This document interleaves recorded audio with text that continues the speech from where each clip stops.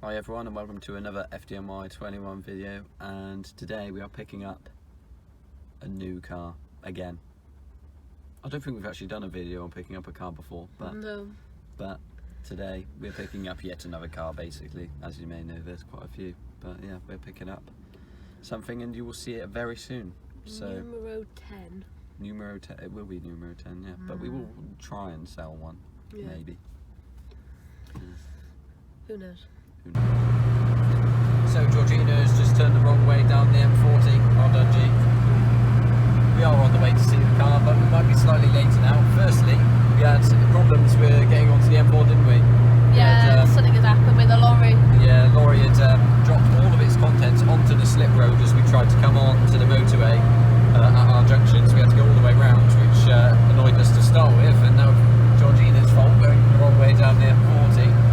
So now we've got to turn around and should be with the car in just over an hour apparently. But yeah, we're looking forward to seeing it. Well, we are now into the area that looks more like London. We know that mostly because of the manic traffic. We can also see in the distance over there the Shard. This is some crazy stuff, G. My temperature gauge is some crazy stuff. The temperature gauge is doing crazy stuff. It always has, but yeah, it's fine. It's fine, isn't it? It's fine, we're still going, so it doesn't... Yeah, I mean, it's never blown up. Head gasket still hasn't gone. I think the temperature gauge must just read wrong all the time. But there you go. Welcome to London, basically. It's the ultimate test of our head gasket. Yeah, it is. Will it make it? Who knows? I've still got one spare in a box at home, just in case. So here is the Italian 90. After picking it up in London, we drove through the central London again, and that was an absolute nightmare to drive through, really busy, but made it 3 hours back. It's been to a car show, Queen Square, Bristol Breakfast Club meet up on Sunday as well, and I've driven it to work a couple of times and it's great fun. Needs a couple of bits, but it's a great car and I'm absolutely loving it so far. The problem that we've had is this gear linkage bush on the test drive actually fell off before I bought the car. So as you can see, I've got these cable ties here.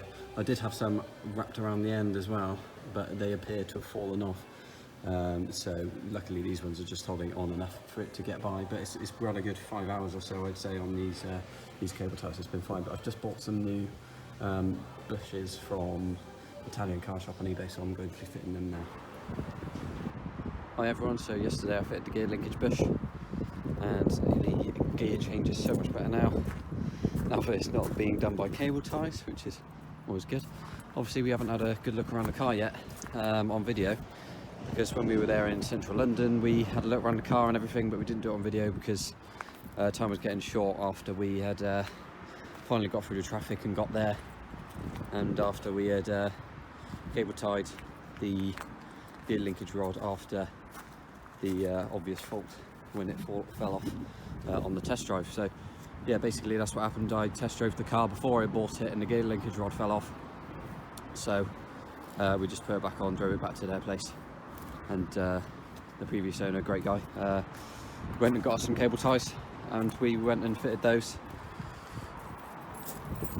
to the gear linkage rod and drove it all the way back, and it drove very well. The carb does need a rebuild, but the previous owner has included another one in this box here, and here's the rest of the cable ties if I'm ever to need them, always useful to have.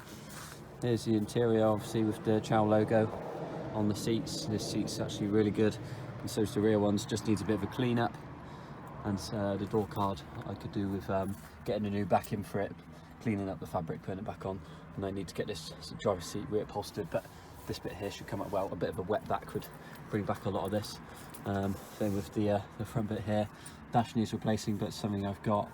The steering wheel could probably do replacing. It's got some cracks in it here on each corner, and the horn doesn't seem to work either, so I'll have to have a look into that. There's various things I'm going to have a look into on here. It's going to be a bit of a project, but it's also been a daily for the past week since we started making the video on Saturday or Sunday. I can't remember which now, but I had it almost a week and I've been using it daily, and it's been great fun to drive.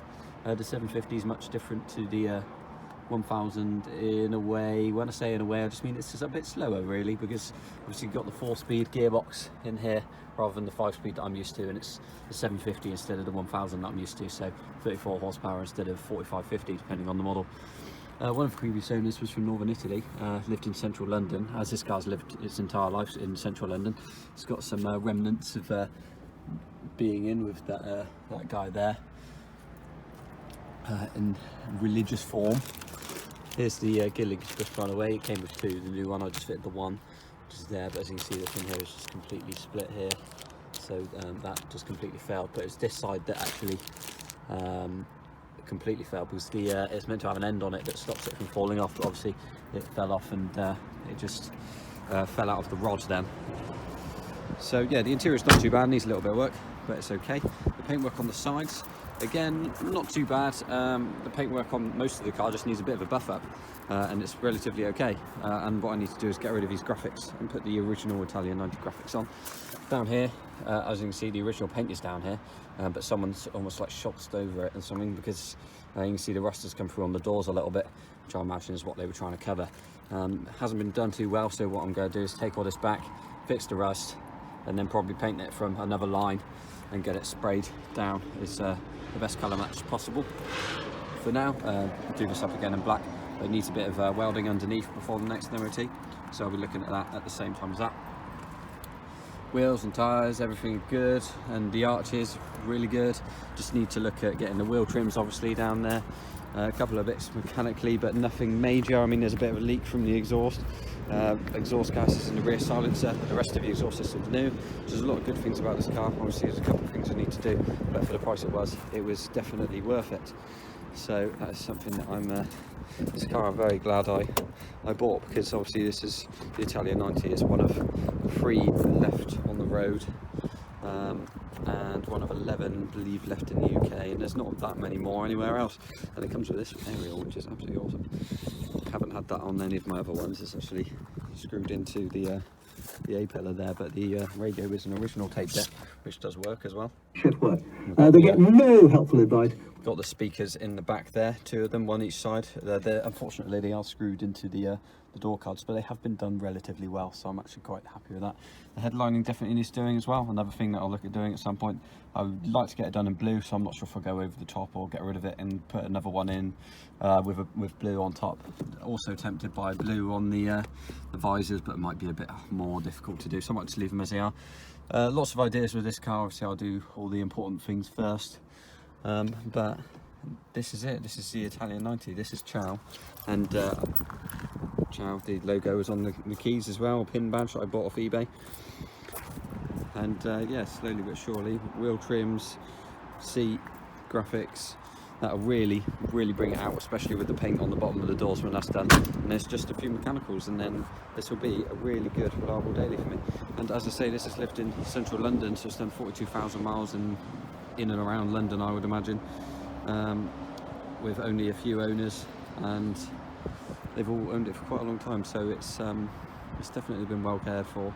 It's definitely had lots of work done on it. I'm glad it's around, and I'm glad it's mine now. So stay tuned, and I'm sure there'll be more videos on this car very soon.